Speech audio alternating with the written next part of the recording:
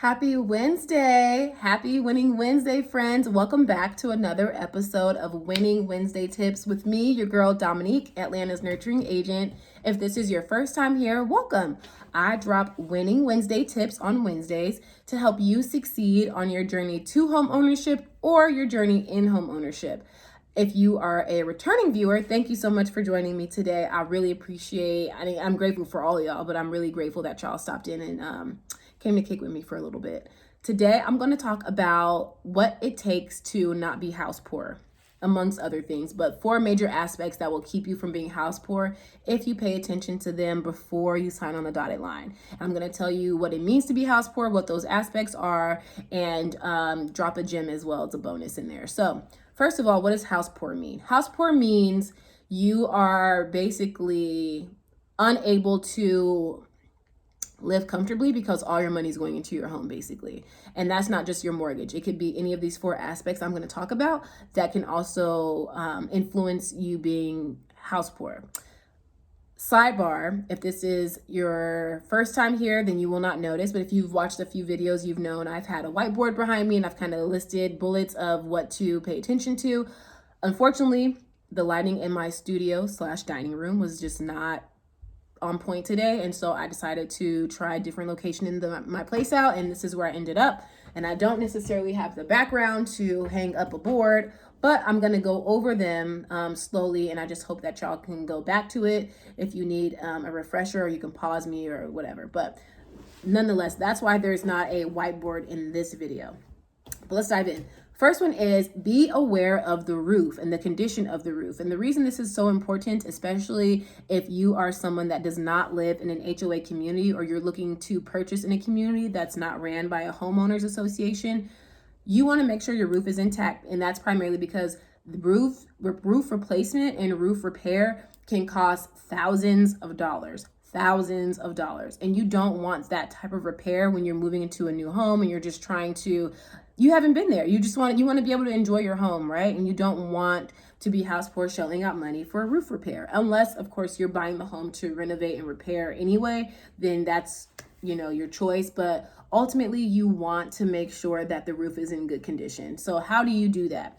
What you do is when you're in your due diligence period, you hire an inspector, and the inspector then will go into the home and then they will look at the items I'm going to mention, roof being one of them, and they'll let you know. Now, if you're in a homeowners association community, more time than not, the homeowners association will cover the exterior maintenance of the home. And so your roof won't necessarily be a cost that you have to pay directly. Although what will happen a lot of times is a community will either increase the HOA fees if the roofs need to be repaired, and then you'll pay it out that way, and they'll split it amongst the homeowners in the community.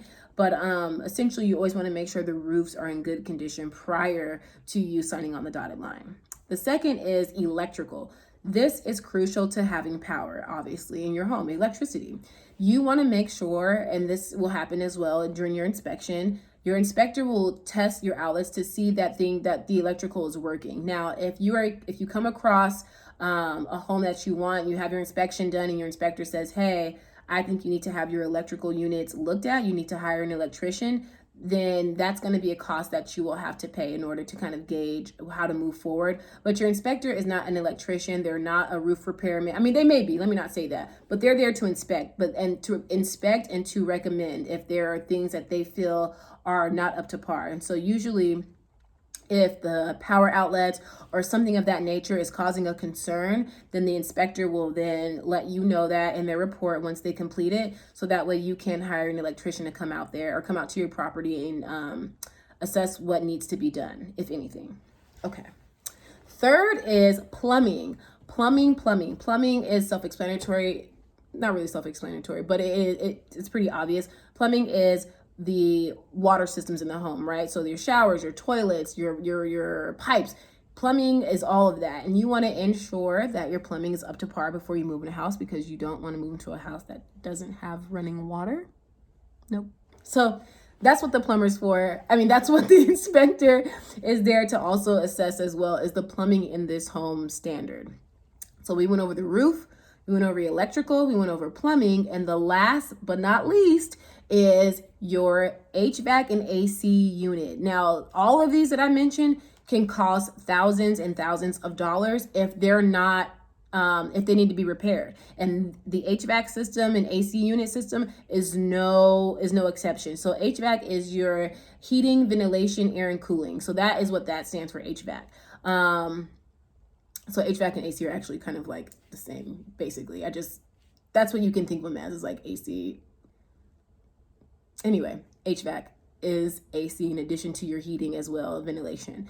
You want to ensure that these are up to par and that that this unit in your home is mechanically sound, because like the other items, it can cost thousands and thousands of dollars to replace. And you don't want that. When you move in, you want to be able to kind of move comfortably. You just don't want that headache and that stress, especially if you can avoid it. And so if you're in the market and you're shopping for a home, know that these are the items you want to look for, because you don't want to move into a home, have to shell out all this money to repair any of these, and then end up being house poor because your money's going into your house, right? So that's what it means to be house poor. And these are the 4 elements that will essentially cause you to be house poor if they're not paid attention to up front and determine that they're all mechanically sound and in solid working condition.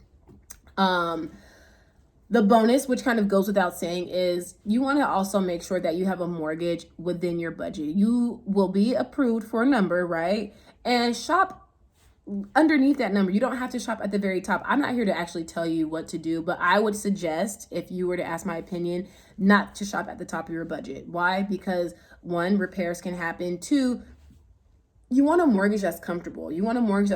But that you can pay monthly.